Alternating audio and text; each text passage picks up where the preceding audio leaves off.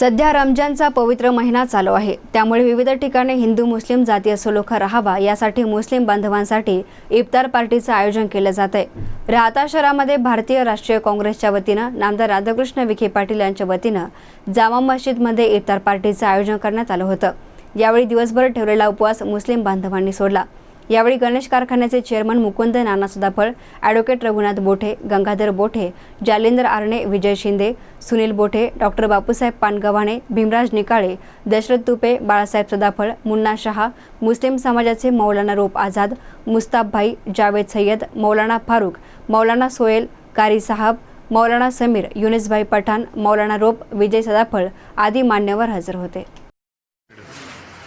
आज या ठिकाणी राहता शहर काँग्रेसच्या वतीने व नामदार राधाकृष्ण विखे पाटील यांच्या वतीने मुस्लिम समाजाच्या आमच्या मस्जिदमध्ये येऊन या सर्व कार्यकर्त्यांनी रमजान ईद निमित्त इफ्तार पार्टीचं आयोजन केलं होतं आणि तमाम मुस्लिम बांधवांच्या वतीने आमच्या सर्व हिंदू बांधवांना ईदच्या शुभेच्छा देतो व इथं आज त्यांनी इफ्तार पार्टीचं आयोजन केल्याबद्दल आम्ही त्यांचे सर्वांचे मनापासून आभार मानतो। कायम राहील अशी आशा व्यक्त करतो। आणि सगळ्यात महत्त्वाची एक गोष्ट नेहमी सांगायची राहून जाते, राहता शहरातली ही मस्जिद आज तालुक्याप्रमाणे या मस्जिदने राहत्याच्या वैभवामध्ये भर घातलेली आहे। आणि दुसरी महत्त्वाची गोष्ट, इथं 5 मंदिर, एक जैन स्थानक आणि एक दवाखाना आहे। 3 वर्ष झाले